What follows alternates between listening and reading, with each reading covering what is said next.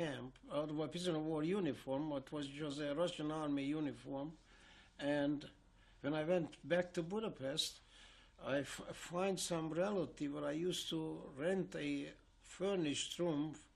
They used to be in a business world. They had a delicatessen store there. I went back. They had their apartment already back because this is already, the war ended in May 1945. And this was end of 1945. They already re-established themselves.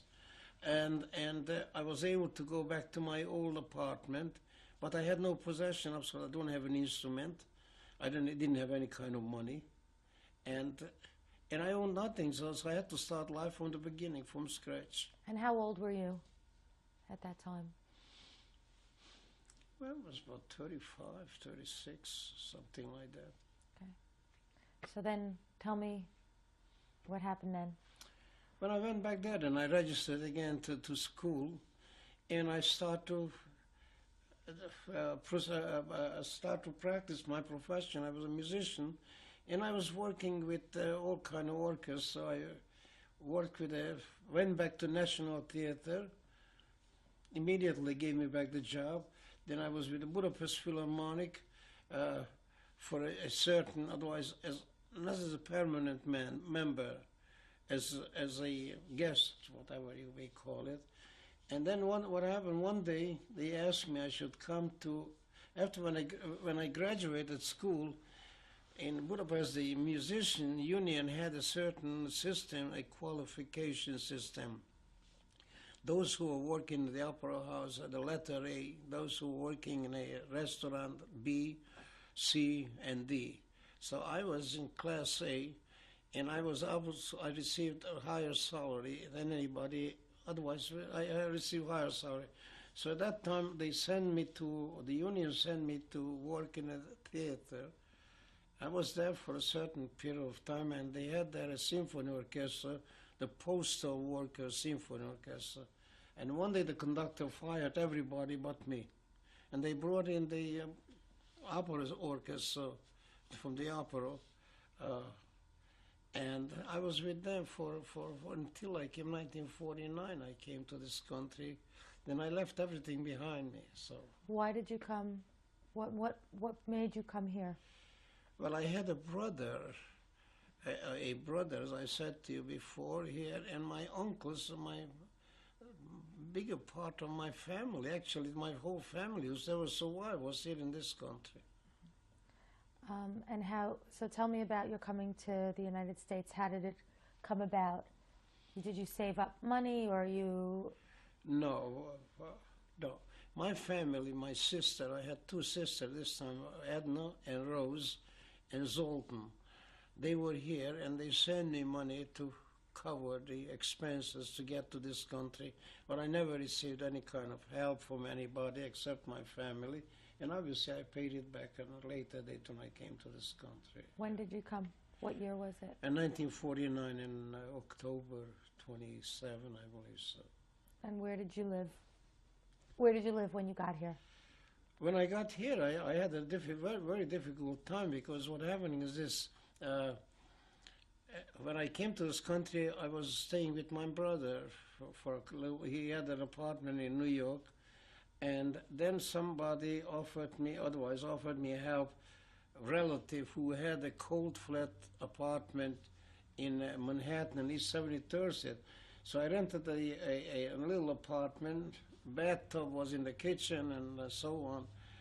I paid $18.50 rent. And slowly I gathered the furniture from the night time. I came home from work and brought home some furniture. So I made a little home, and I was there for about 10 years, living there. And then when I came to this country, I had to be in a union. You need a musician union card, but I couldn't get. I had to be here in the country for 8 months or 6 months or at that time.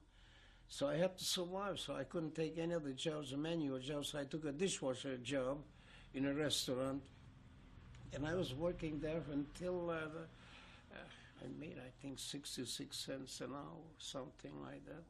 65 cents was at that time the minimum salary. And I was there until finally I reached the time when I was able to get the union card.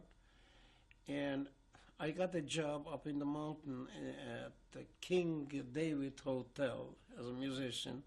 And I was there for the whole summer, 1950 summer.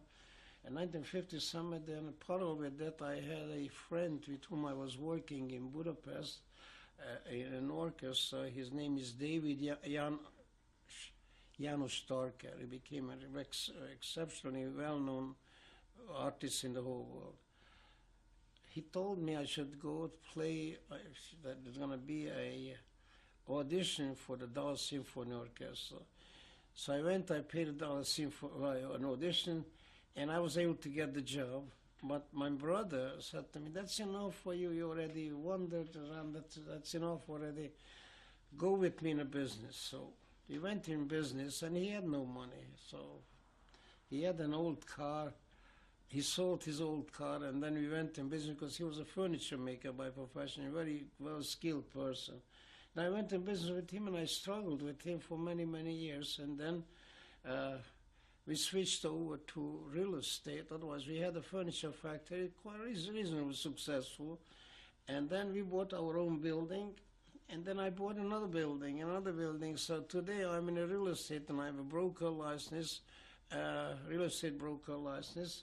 And we have a bunch of buildings up in Waterbury, Connecticut. And I have a bunch of building in Yonkers, industrial building. And this is the story. What made you give up the music finally? What made me tell you why? Because what happened is music is a very beautiful profession, but is not rewarded properly. Because what happening is this, you reach to a point in life when you have to pay the bills. And what happened as a musician, it's very nice to get applause, but you need money to pay the bills, and the money is not there. And I was a little bit tired of it, because when I worked, I received more payment, like my brother was a cabinet maker. I received one night higher salary than he made a whole week. But that was permanent, what he was making, but my income wasn't permanent. And I got a little bit tired of it, and obviously I was an influence of the family too. So, tell me about your family a little bit. How did you meet your wife, and tell me about your family. My family, my wife, I married her. I went for a vacation, and I met there a man who was a dentist. His name was George Young. We became friendly. We came home. We had dinner together. So one day he invited me to his house, and he's telling me that he's divorcing his wife, and he had 3 children. So what happened? Finally, the divorce took place. And then I became friendly with my wife, otherwise his wife at that time. And one thing, like, the children were small. This was 32 years ago. So when he divorced her, and obviously he was looking for easy way out,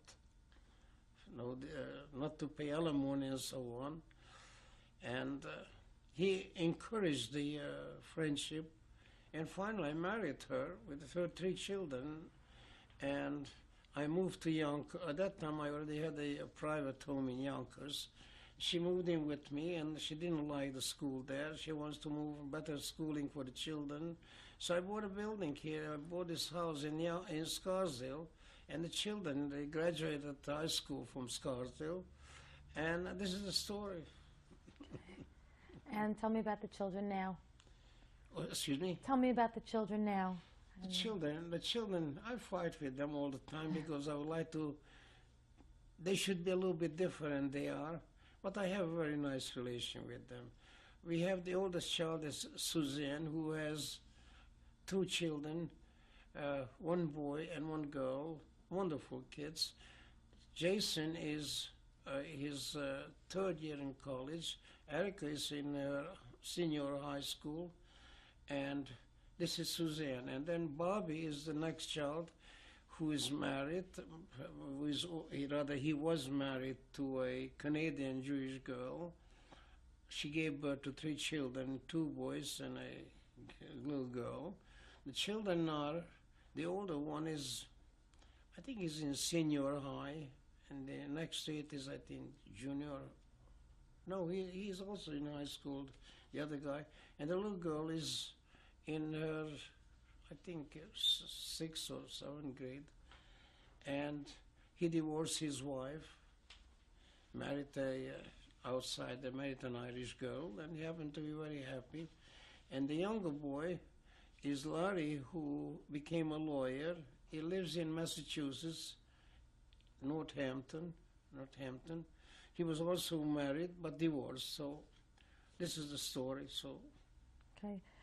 Do you want, is there anything else you want to add to your story? Any such as what? I don't know, any message maybe that you want to give for your children, for your grandchildren, for the future generations? No, I don't think so. No. Why did you want to tell your story now? Excuse me. Why did you want to tell your story?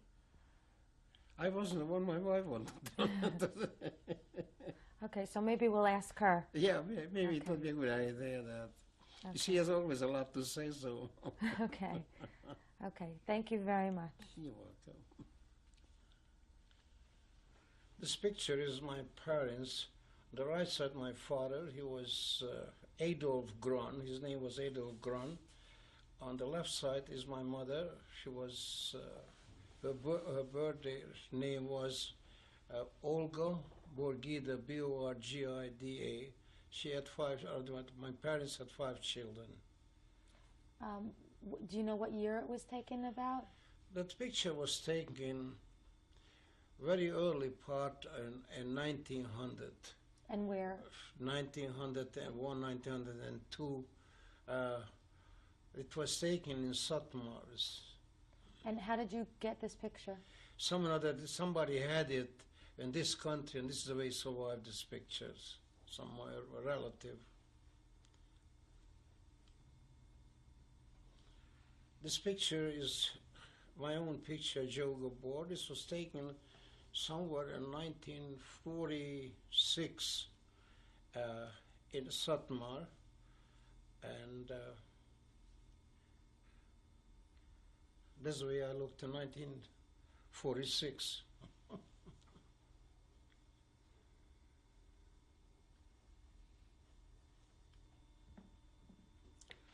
This picture is my own picture. Was taken in 1948, 49. It was originally taken for a passport, as mounted in my original passport, which brought me to this country, emigrated me to this country.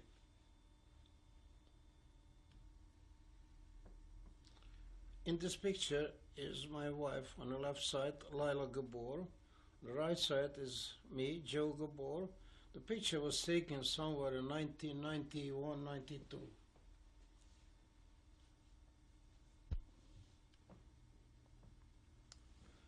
This picture was taken somewhere 1965, 68. The first person to the right is Larry Young, who is my youngest son. Second to it is Paul Weisberg, who is Suzanne's husband. Third part is Suzanne Weisberg. And fourth person is Jason Weisberg. Then Lila Gabor. The next person, Robert Young, with his daughter. And the front are the grandchildren,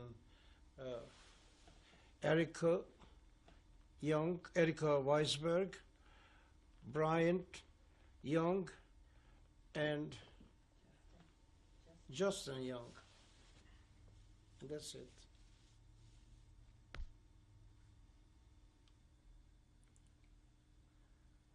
Would you like to introduce your wife? Yes. This is my wife, Lila Gabor, who was born, raised in the United States, and she has 3 children, 5 grandchildren. She's a wonderful person. I love her very much. Oh, me too. Thank you. Mrs. Gabor, do you have anything you want to say? Well, what I wanted to say after listening to everything that he was saying about his survival. I would say that he survived because he was not only strong, but he was also determined that Hitler would not kill him, and he was going to survive, to tell his story, and what happened is through the years, he became very well qualified in everything that he ever did because he was determined.